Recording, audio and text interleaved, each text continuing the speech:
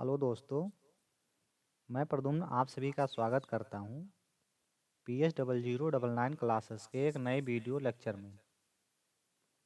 आज के video lecture में हम लोग देखने वाले हैं DLED 4 सेमेस्टर में सामाजिक अध्ययन के मॉडल पेपर को, जो कि हमारा है 2018 का।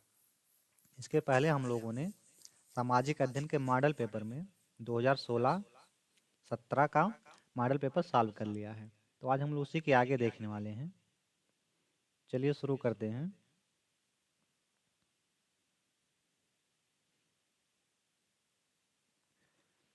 देखिए, पेपर जो है आपका, ये सामाजिक विज्ञान का जो पेपर है, ये आपका पंचम प्रश्न पत्र है। प्रश्न पत्र पंचम है। इसके लिए समय 2 घंटा और पूर्णांक टोटल 50 का होने वाला है। देखिए, प्रश्न नंबर 1 हमारा शुरू होता है वस्तुनिष्ठ प्रश्नों से। तो जिसमें आपका होगा 15 वस्तुनिष्ठ प्रश्न। प्रश्न नंबर 1 है आपका, लखनऊ में किस महिला नेत्री ने क्रांतिकारियों का नेतृत्व किया था? ऑप्शन दिया गया है बेगम हजरत महल, रानी लक्ष्मीबाई, रानी आवंतीबाई या इनमें से कोई नहीं। तो अगर हम देखें कि लखनऊ में जिस महिला अभिनेत्री ने क्रांतिकारियों का नेतृत्व किया था, तो वो थी आपकी बेगम हजरत महल। वो थी बेगम हजरत महल, जो कि दिया गया हमारा ऑप्शन नंबर आ में। ये हो जाएगा इस प्रश्न का राइट आंसर। क्वेश्चन नंबर 2 है, राजा कुंवर सिंह संबंधित थे, यानी किस स्थान से संबंधित थे या किस जगह से संबंधित थे? ऑप्शन दिया गया है कानपुर, जगदीशपुर, रामपुर और दिल्ली। तो जो राजा कुंवर सिंह थे, ये आपके संबंधित थे जगदीशपुर से। राजा कुंवर सिंह जो संबंधित थे, वो जगदीशपुर से संबंधित थे, जो कि हमारा दिया गया ऑप्शन में, ऑप्शन नंबर बी में। ये हो जाएगा इस प्रश्न का right answer. Next question, question number 3 है, स्वामी दयानंद सरस्वती ने आर्य समाज की स्थापना की थी, यानी किस सन में की थी, ये बताना है। दिया गया हमारा 1870, 1872, 1875 और 1880। तो दयानंद सरस्वती ने आर्य समाज की जो स्थापना की थी, वो किए थे 1875 ईस्वी में। आर्य समाज की स्थापना 1875 ईस्वी में किए थे, जो कि हमारा दिया गया है ऑप्शन नंबर सी में। ये हो जाएगा इस प्रश्न का right answer. Next question number 4 है हमारा, सत्यार्थ प्रकाश रचना है। ये सत्यार्थ प्रकाश जो है, ये किसकी रचना है? ऑप्शन दिया गया है रामकृष्ण परमहंस की, राजा राम मोहन राय की, स्वामी विवेकानंद की या स्वामी दयानंद सरस्वती की। तो यदि हम सत्यार्थ प्रकाश की रचना का बात करें, तो ये लिखा गया था आपका स्वामी दयानंद सरस्वती के द्वारा। तो ये लिखा गया था स्वामी दयानंद स्वामी दयानंद सरस्वती के द्वारा। स्वामी दयानंद सरस्वती के द्वारा लिखा गया था। कब लिखा गया था? तो 1875 में। स्वामी दयानंद सरस्वती ने जो है 1875 ईस्वी में आर्य समाज की स्थापना की थी, यानी इसने आर्य समाज की स्थापना 1875 ईस्वी में की थी। सत्यार्थ प्रकाश रचना जो है वो दयानंद सरस्वती की है, और उन्होंने 1875 ईस्वी में आर्य समाज की स्थापना की थी। तो इस प्रश्न का जो राइट आंसर है आपका ऑप्शन नंबर डी हो जाएगा। नेक्स्ट क्वेश्चन है, साइमन कमीशन ने अपनी रिपोर्ट प्रस्तुत की, कब प्रस्तुत की थी? ऑप्शन दिया गया है 1922, 1924, 1928 और 1930। तो अगर हम बात करें साइमन कमीशन की रिपोर्ट की, तो जो साइमन कमीशन ने अपनी रिपोर्ट प्रस्तुत की थी, तो वो आपका था मई 1930। यानी साइमन कमीशन ने अपनी रिपोर्ट मई 1930 ईस्वी में जो है वो प्रस्तुत किया था, जो कि हमारा दिया गया है ऑप्शन नंबर डी में। ये हो जाएगा इस प्रश्न का राइट आंसर। क्वेश्चन नंबर 6 है, राष्ट्र मेरा धर्म है और जन सेवा मेरी पूजा, ये मिशन किसका था? ये मिशन किसका था? ऑप्शन दिया गया है बिपिन चंद्र पाल का, गोपाल कृष्ण गोखले का, लाला लाजपत राय का या पंडित जवाहरलाल नेहरू का। तो राष्ट्र मेरा धर्म है, जनसेवा मेरी पूजा, यह जो आपका मिशन है, ये आपका था लाला लाजपत राय का। लाला लाजपत राय का। लाला लाजपत राय का, जो कि हमारा दिया गया है ऑप्शन नंबर, जो कि हमारा दिया गया है ऑप्शन नंबर सी में। ये हो जाएगा इस प्रश्न का राइट आंसर। क्वेश्चन नंबर 7 है, देशबंधु कहे जाते थे, यानी देशबंधु कौन कहे जाते थे। ऑप्शन दिया गया है चित्तरंजन दास, फिर आपका दिया मदन मोहन मालवीय, सुभाष चंद्र बोस और मोतीलाल नेहरू। मोतीलाल नेहरू। तो देशबंधु जो कहे जाते थे वो आपके हैं चित्तरंजन दास, चित्तरंजन दास, जो कि हमारा ऑप्शन में दिया गया है ऑप्शन नंबर ए। ये हो जाएगा इस प्रश्न का राइट आंसर। अगला क्वेश्चन हमारा, भारत के प्रथम उप प्रधानमंत्री थे, कौन थे। ऑप्शन दिया गया है डॉक्टर बी आर अम्बेडकर, फिर आपका देगा सरदार वल्लभ भाई पटेल, गोविंद बल्लभ पंत, सी राजगोपालाचारी। तो हम बात करें भारत के प्रथम उप प्रधानमंत्री की, तो ये आपके थे सरदार वल्लभ भाई पटेल। कौन थे। सरदार वल्लभ भाई पटेल जो थे वो भारत के उप प्रधानमंत्री थे। तो इस प्रश्न का राइट आंसर जो है ऑप्शन नंबर बी हो जाएगा। क्वेश्चन नंबर 9 दिया गया है, किसी स्थान पर लंबे समय तक पाए जाने वाली मौसमी दशाओं को कहते हैं। तो ये आपका जो है एक परिभाषा दिया गया है, यह एक परिभाषा है। इसमें से बताना किसकी परिभाषा है, मौसम, जलवायु, ऋतु या मानसून। तो जो किसी स्थान पर लंबे समय तक पाए जाने वाली जो मौसमी दशाएं होती हैं उसको हम लोग जलवायु कहते हैं। उसको क्या कहा जाता है, जलवायु। तो ये आपका दिया गया है ऑप्शन नंबर बी में। नेक्स्ट क्वेश्चन नंबर 10 है, सुनामी घटना घटित हुई थी, यानी कब घटित हुई थी। 1999, 2001, 2004 या 2005। तो सुनामी घटना जो घटित हुई थी ये आपका होता है 2004 ईस्वी में। सुनामी घटना 2004 ईस्वी में घटित हुई थी, जो कि है ऑप्शन नंबर सी में। क्वेश्चन नंबर 11 है, बॉक्साइट जो है ये किस धातु का अयस्क है। ऑप्शन दिया गया है सीसा, तांबा, जस्ता और एल्युमिनियम। तो जो बॉक्साइट है, बॉक्साइट आपका है ये किस धातु का अयस्क है। तो ये आपका है एल्युमिनियम का। किसका अयस्क है बॉक्साइट, तो ये एल्युमिनियम धातु का अयस्क है, यानी इस प्रश्न का right answer option number D. Question number 12 है, कोलार की खानों का संबंध किस धातु के उत्पादन से संबंधित है। ऑप्शन दिया गया है सोना, कोयला, लोहा या तांबा। तो कोलार की खानों का संबंध अगर हम देखें तो किस धातु से है, तो जो धातु है हमारा वो है सोना। कौन सी धातु है, तो सोना है। यानी कोलार की खान जो है इसमें कौन सी धातु पाई जाती है, तो सोना पाया जाता है। इसमें जो है सोना पाया जाता है। क्वेश्चन नंबर 13 है, सबसे अधिक चीनी मिलों की संख्या किस प्रदेश में है। ऑप्शन है उत्तर प्रदेश, महाराष्ट्र, कर्नाटक, बिहार। तो इस प्रश्न का अगर हम राइट आंसर देखें कि चीनी मिलों की संख्या कहाँ है सर्वाधिक, तो ये आपका है उत्तर प्रदेश में। सबसे अधिक चीनी मिलों की संख्या कहाँ पाई जाती है, तो ये पाई जाती है उत्तर प्रदेश में। ये हो जाएगा इस प्रश्न का राइट आंसर। प्रश्न नंबर 14 है, संयुक्त राष्ट्र संघ का प्रधान कार्यालय स्थित है, यानी कहाँ स्थित है। नई दिल्ली में, जिनेवा में, न्यूयॉर्क में या रोम में। तो देखिए जो संयुक्त राष्ट्र संघ का प्रधान कार्यालय है ये स्थित है आपका कहाँ पे स्थित है, तो ये स्थित है आपका न्यूयॉर्क में। संयुक्त राष्ट्र संघ का जो प्रधान कार्यालय है ये न्यूयॉर्क में स्थित है, यानी इस पर इसका right answer option number C हो जाएगा। क्वेश्चन नंबर 15 है, हथकरघा उद्योग है, हथकरघा जो उद्योग है ये कैसा उद्योग है, ये कैसा उद्योग है ये बताना है। ऑप्शन दिया गया है कुटीर उद्योग, आधारभूत उद्योग, रसायन उद्योग या लघु उद्योग।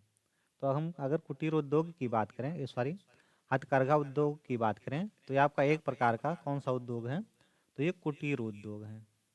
हथकरघा आपका एक प्रकार का कुटीर उद्योग है, यानी इस प्रश्न का right answer option number A हो जाएगा। नेक्स्ट क्वेश्चन, अब यहाँ से हमारा शुरू होता है अति लघु उत्तरीय प्रश्न, जो कि हमारा होगा 15 से 30 तक। जो कि हमारा रहेगा 15 से 30 तक का,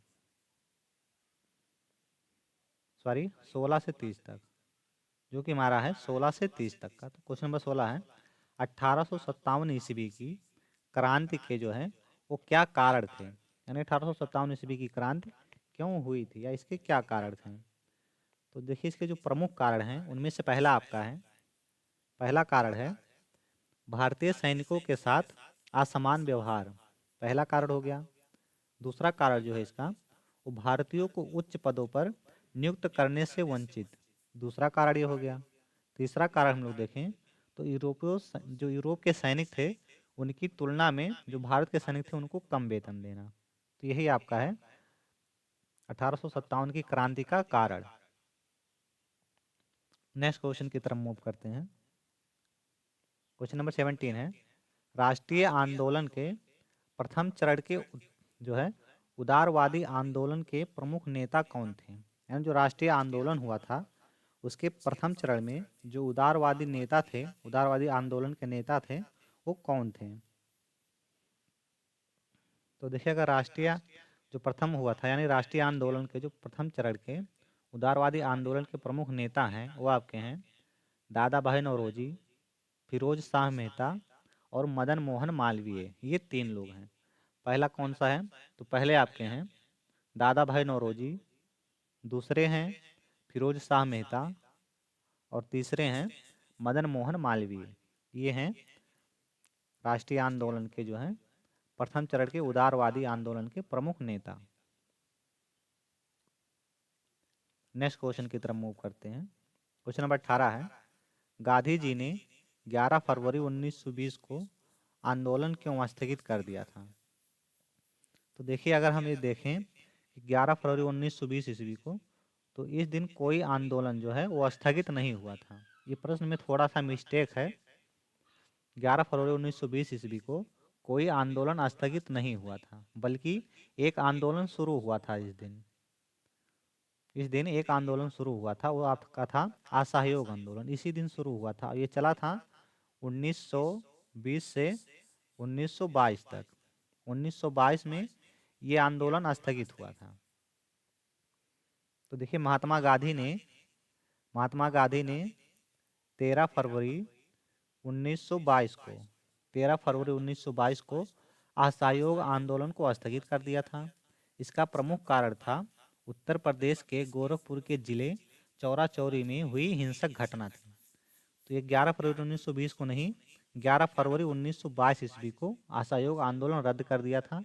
इसका मुख्य कारण क्या था, तो उत्तर प्रदेश के गोरखपुर जिले के चौरा चौरी में एक हिंसक घटना हुई थी, इसी के वजह से ये आपका हुआ था, या स्थगित हुआ था। नेक्स्ट क्वेश्चन देखते हैं। क्वेश्चन नंबर 19 है सविनय अवज्ञा आंदोलन के प्रमुख कार्यक्रम क्या थे। तो देखिए सविनय अवज्ञा आंदोलन के जो प्रमुख कार्यक्रम थे उनमें से पहला आपका है, जो पहला कार्यक्रम है वो है जो है नमक कानून का उल्लंघन कर स्वयं द्वारा नमक कानून बनाया जाए, यानी जो नमक कानून था उसको तोड़ दिया जाए या इसका उल्लंघन कर दिया जाए और स्वयं द्वारा नमक कानून बनाया जाए, ये पहला था। दूसरा आपका है लोगों से पूर्ण स्वराज्य प्रतिज्ञा लेने के लिए कहने हेतु।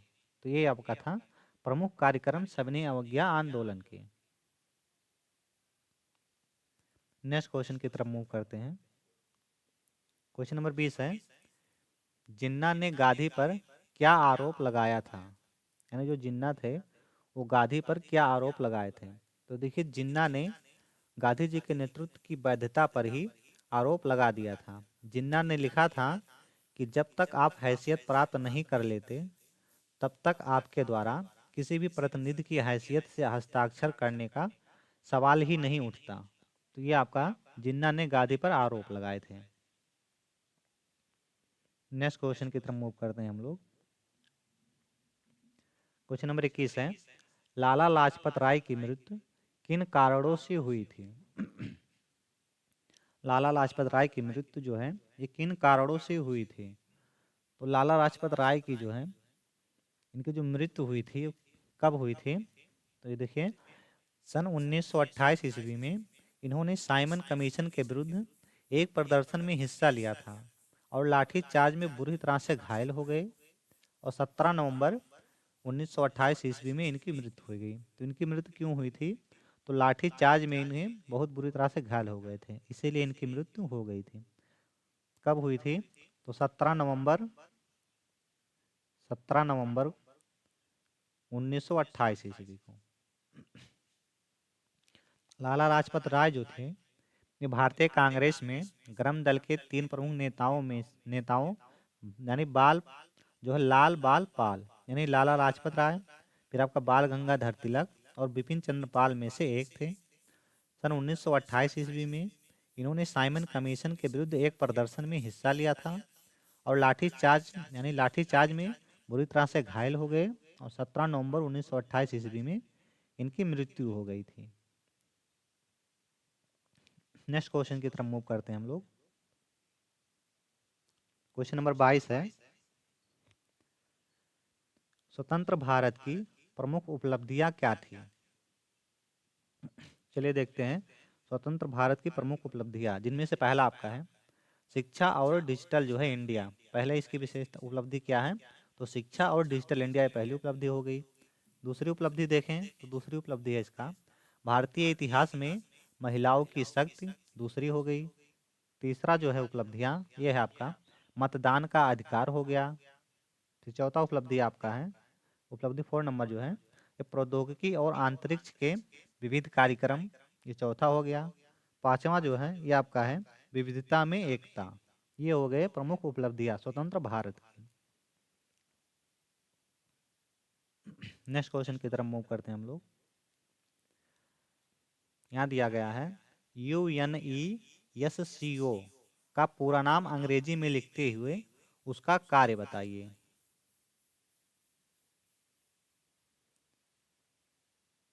यूनेस्को का पूरा नाम लिखते हुए क्या करना है? उसका कार्य भी बताना है। तो देखिए अगर हम इसका पूरा नाम देखें, इंग्लिश में देखें तो ये आपका हो जाएगा union union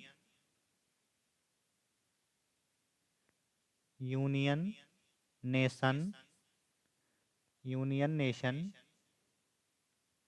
educational educational scientific scientific and cultural cultural organisation organisation organisation union nations educational scientific and cultural organisation, ये आपका है यूनेस्को का पूरा नाम। देखिए यूनेस्को के जो कार्य हैं वो आपका है शिक्षा, प्रकृति, समाज, विज्ञान, संस्कृति तथा संचार के माध्यम से अंतर्राष्ट्रीय शांति को बढ़ावा देना, ताकि संयुक्त राष्ट्र के चार्टर में वर्णित न्याय, कानून का राज, मानवाधिकार जो मौलिक स्वतंत्रता हेतु वैश्विक जो है सहमति बने। ये है इसका कार्य और ये इसका हो जाएगा पूरा नाम। नेक्स्ट क्वेश्चन की तरफ मूव करते हैं।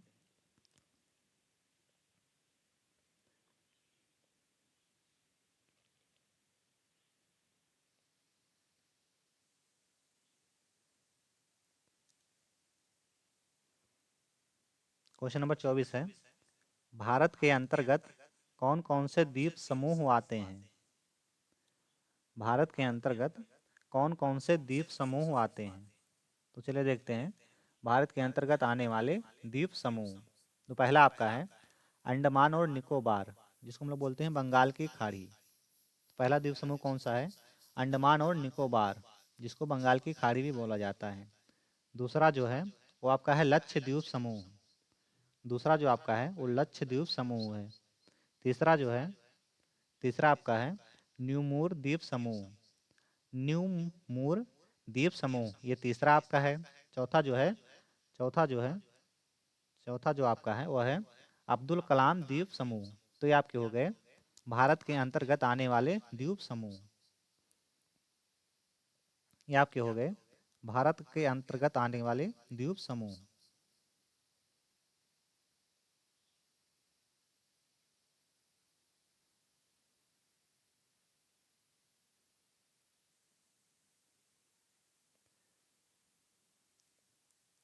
नेक्स्ट क्वेश्चन की तरफ चलते हैं।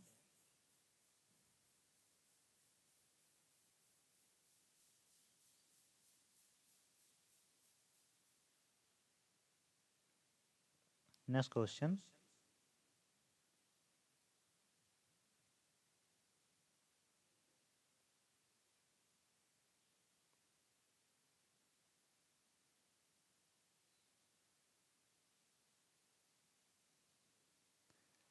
नेक्स्ट क्वेश्चन नंबर 25 पे चलते हैं हम लोग।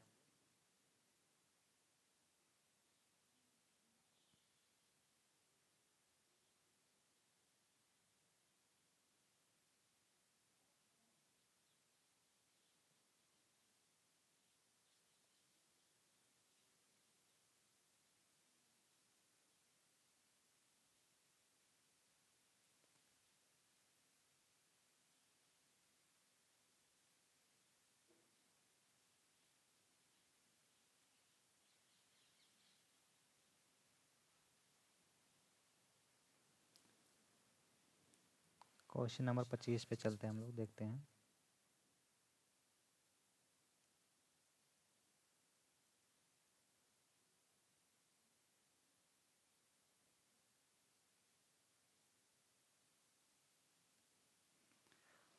चलिए, कोई टेक्निकल इश्यूज आ गया है, तो इसके आगे हम लोग नेक्स्ट वीडियो में देखेंगे। इसके आगे हम लोग देखेंगे नेक्स्ट वीडियो में। आज के लिए इतना ही, मिलते हैं नेक्स्ट वीडियो में। तब तक के लिए जय हिंद।